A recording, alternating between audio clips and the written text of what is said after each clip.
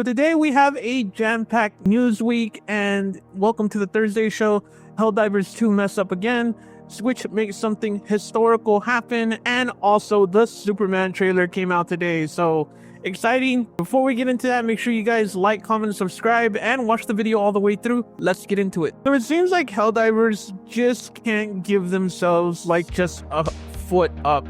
After having record-breaking numbers of like the past couple of months, it's been 70,000 concurrent players. It's now gone up to like 120,000, 150,000, which is extremely respectable for an online game. But they keep making mistakes that are just obviously not supposed to be things that they're doing. Like, they're just dumb things, and people were thinking that it's Sony involved, but there was a crossover with Killzone, and it had a lot of cool stuff in it, but the problem is it was very controversial. Killzone 2 devs insist it's to blame for Killzone's pricing debacle amid concern over Sony influence. Killzone 2 developer Arrowhead has addressed player complaints about the pricing of recently released Killzone crossover, insisting it is the driving force behind the decision and not Sony. Part 1 of Helldivers 2 and Killzone crossover includes a themed armor set, assault rifle, banner, cave, and a player title. If you want all the Killzone items, you'll have to hand over super credits to the value of nearly twice the cost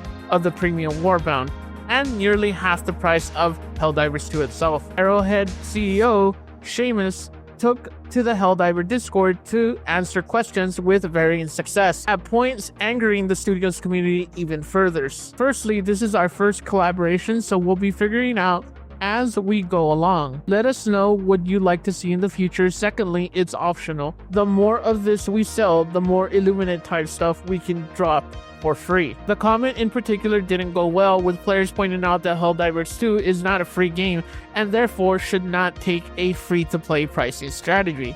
Continuing to put out fires, Giorgiani said the pricing backlash was discussed during the Arrowhead's monthly town hall meeting on Wednesday, and promised the studio was looking how well the items were selling, whether or not they were being used, and feedback to get the sense of gripes from the community. Clearly, we'd love to find the sweet spot of people loving the content and the price and buying the bejesus out of it, Giorgiani added. This clearly didn't hit that mark. While the pricing of Killzone items has hit the headlines, fans are expressing concern. While the pricing of Killzone items has hit the headlines, fans are expressing concerns at the FOMO associated with the limited time sale.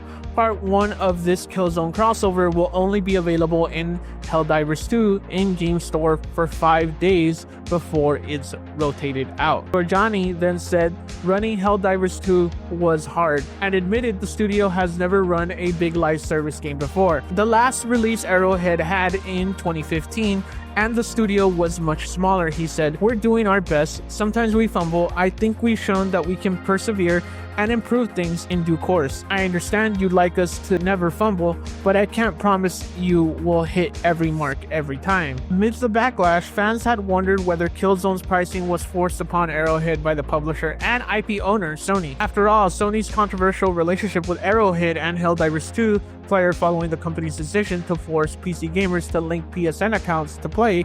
Even now, Helldivers 2 remains unavailable to play in many countries in which Sony does not support PSN accounts. However, Giorgiani insisted that in this case of Killzone's item price, Arrowhead was in charge. It's a partnership with Sony, he said, but we are the driving seat behind the decisions. This one is on us. So he goes on to say that like a lot of these decisions were made because they didn't want to make this a full-bound war bond, because they were afraid to make it a war bond and then make it like twice the amount of what it should be. Like, I can understand why people are pissed off, because Epic Games had something similar and they hit the nail on the head with Fortnite. They had Unreal Tournament like skins crossover that they did with their own IP, and they were significantly cheaper because they own the IP. PlayStation owns the IP of Helldivers 2. That is their game. Essentially, that is their property. So there shouldn't be any issue with doing a huge licensing deal when it comes to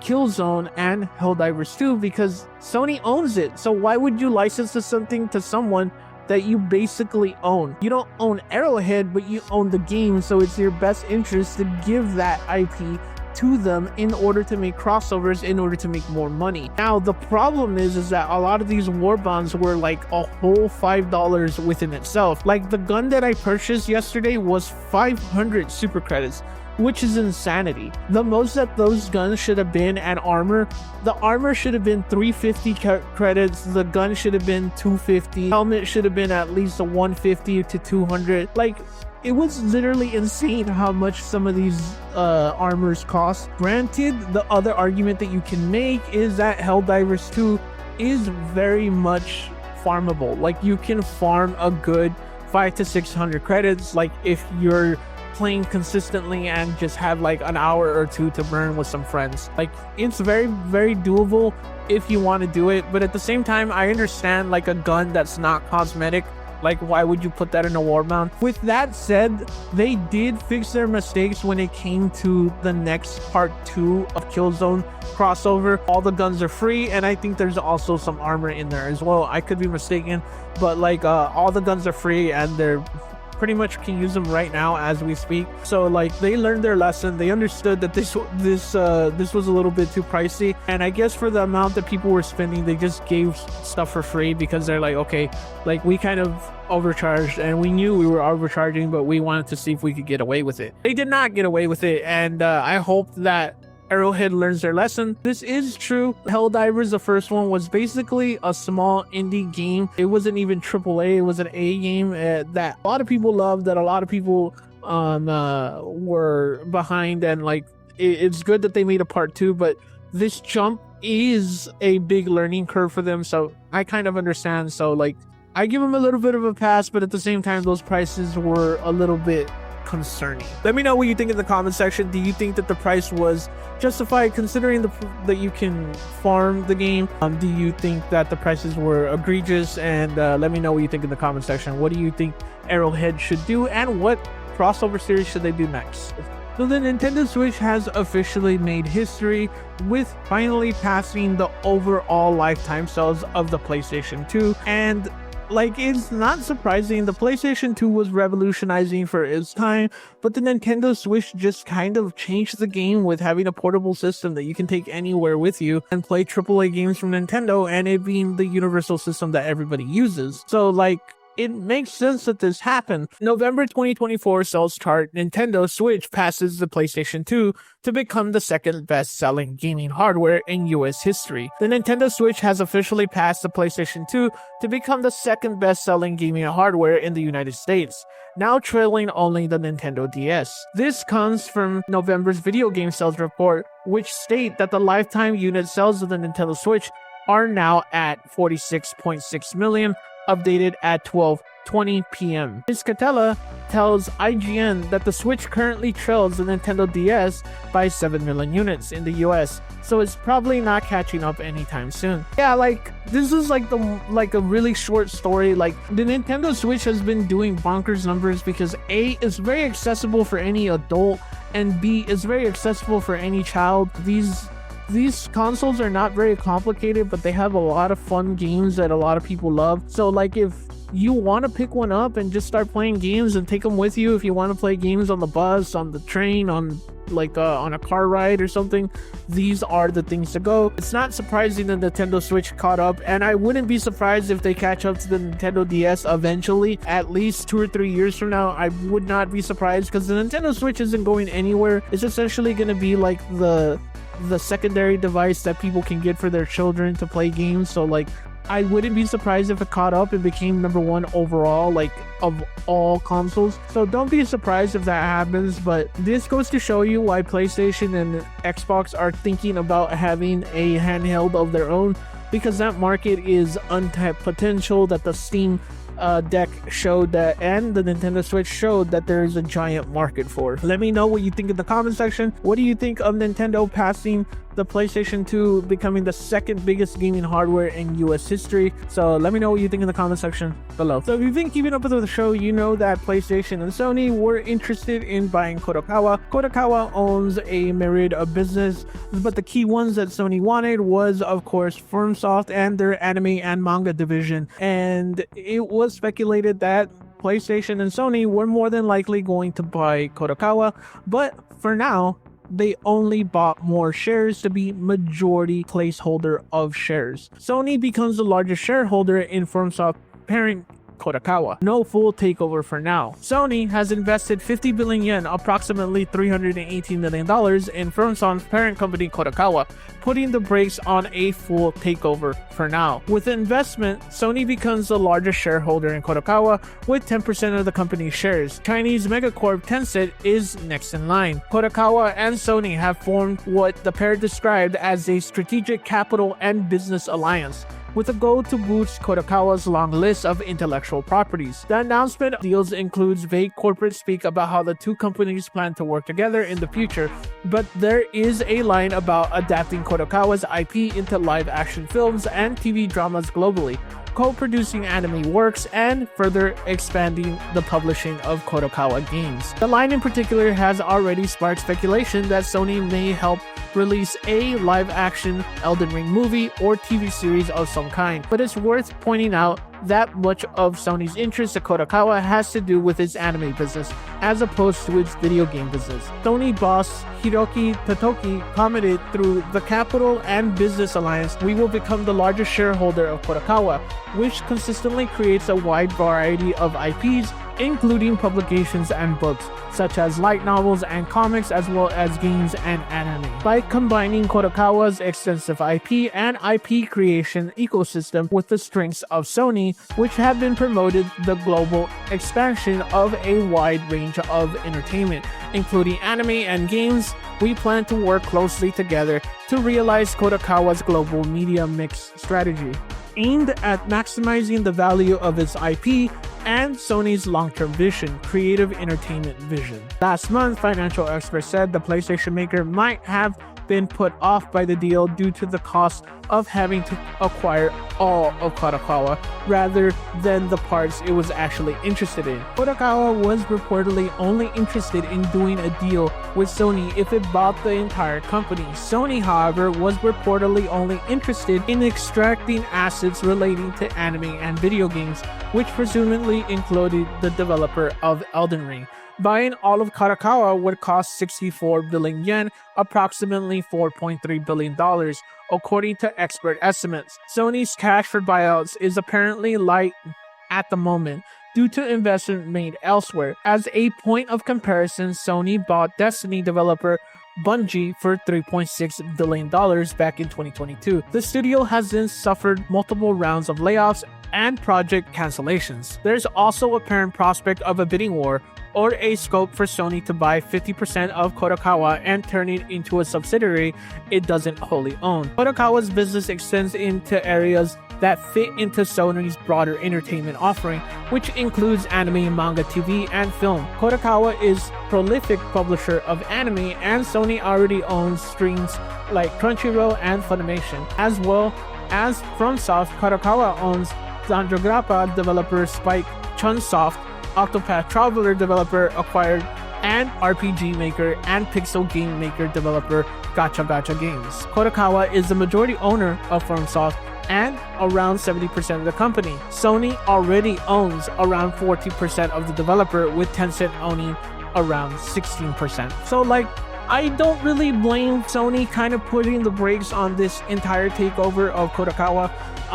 With this acquisition, this should kind of ward off other people. This is kind of Sony peeing on Kadokawa and saying, this belongs to us, and if you want it, you're gonna have to outbid us to get it. And I don't really blame Sony for only doing that. It's a smart move to do. Kadokawa is a large purchase. Sony isn't Microsoft with its money bags. Can it afford Kadokawa? Absolutely, but it would also drain its liquid assets for other acquisitions, or just in case something happens in the economy, which I'm sure Sony has in mind, because we have a new administration coming into the United States, and if economic turmoil happens in the United States, it usually happens in the entire world. So the last time that PlayStation didn't think about things like that, the PS3 came out and they overpriced it way too high, and it literally almost killed PlayStation. So a move like this to only ward off other people from buying is a smart move to do. They did it with Square Enix. They had a majority share in Square Enix, and when Square Enix wasn't doing good,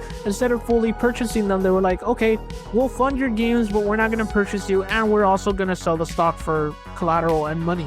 And so because of that, like it's a smart move. I don't think that Kadokawa is going anywhere. I don't think that Kadokawa is going to be something that Sony's not going to want in the near future. They did say that they weren't going to purchase shares for now, and which means if Kadokawa is really the business that Sony wants to get because of the anime and manga, they more than likely will buy it in the future. I wouldn't be surprised if negotiations are going to keep continuing on because Kadokawa really wants to be bought and PlayStation wants that anime division, and also it would also bolster the other parts of PlayStation as well, like the gaming division and its movie division as well. So I wouldn't be surprised if this happens in the future. Look out for it to happen in the future. And yeah, let me know what you think in the comment section. Do you think this is a smart move or a dumb move by PlayStation? Let me know what you think below. Now for our main story, of course, everybody's talking about Superman. The new Superman trailer is out and it looks pretty sick. It looks like an 80s version of Superman, which is the golden years of Superman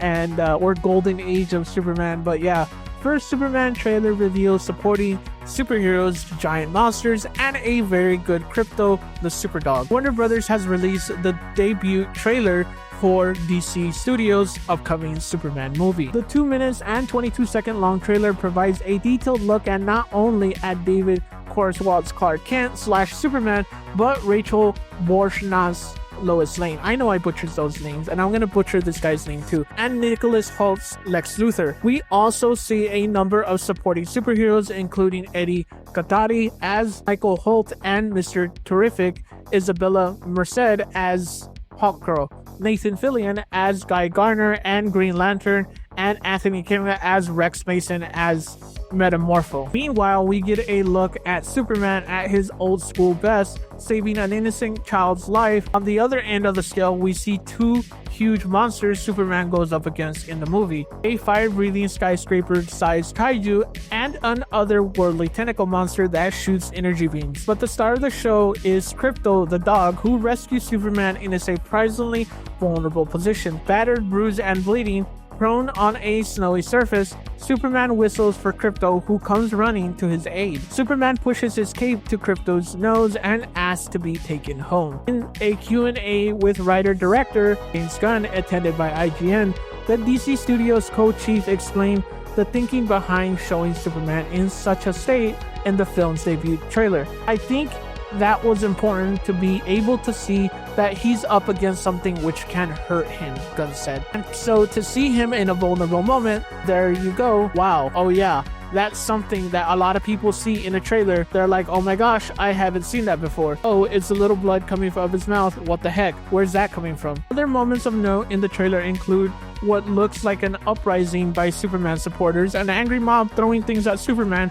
as he walks solemnly into a building, an already established romantic relationship between Clark Kent / Superman and Lois Lane. So this trailer was everything that it needed to be. It really needed to be good, and it was great in my opinion. I think it showed everything that you wanted. It is, again, a golden age Superman movie. It's probably gonna be like a lot more like the Christopher Reeves, like kind of old school city of the future, but kind of 80s aesthetic city and Superman and superheroes. A lot of people find that a little corny, but I think that those eras of Superman and the Justice League have a lot of like character to them, and they have a lot more than people led on to be. And it's a good change up to what Zack Snyder's Metalverse, essentially, like, because the Snyderverse was very metal and was very cool. And don't get me wrong, I love Zack Snyder, I love his movies, and I love mostly everything that he's done except for the garbage that he made on Netflix. But what he's doing in what James Gunn is doing with this is just kind of refreshing everything that can be made with Superman, but at the same time giving it to where Superman can get hurt. Superman is a human being. Superman has a dog that he loves, a family that he loves, and he's very vulnerable to psychological conditions that like can happen to Superman. Like, he has fear, he has doubts of being a good god and how to be able to hold back his godly powers. Like, I'm sure that's a lot of things that are going to be in this movie. The thing that gets me really excited that there's kaijus in this movie, because I think one of the things that is missing out of a Superman movie is just having a good kaiju and beating something up, because in the comics, a lot of the good comics that Superman has is Superman fighting something giant and worldly that he has to overcome. And of course, Lex Luthor is also in this being played by an amazing actor. He's been in the X-Men movies and he's been in all kinds of great movies. So I really am looking forward to the Lex Luthor more than I am with the Superman and or any of the other future Justice League people. Because if he can knock this out of the park, I wouldn't be surprised if this role can win an Oscar. A lot of these bad guy roles, like the Joker and other roles like Lex Luthor, are primed for that. It's only a matter of time before somebody who plays Lex Luthor gets some kind of Oscar for it, and I can't wait for that to happen. I hope that this is the movie for that. I hope that this Superman knocks it out of the park, because having a friendly ecosystem, not a friendly ecosystem, but a healthy one of superheroes that are thriving and making money, is good for everybody. It makes studios confident to be able to greenlight superhero movies, so I can't wait for that. Let me know what you think in the comment section below. If you made it to the very end of the video, make sure you put a S in the comment section for Superman to let me know that you made it to the end of the video. And let me know what you think about this Superman trailer. Do you think it was good? Do you think it was garbage? Let me know what you think below. And remember, you're pretty good.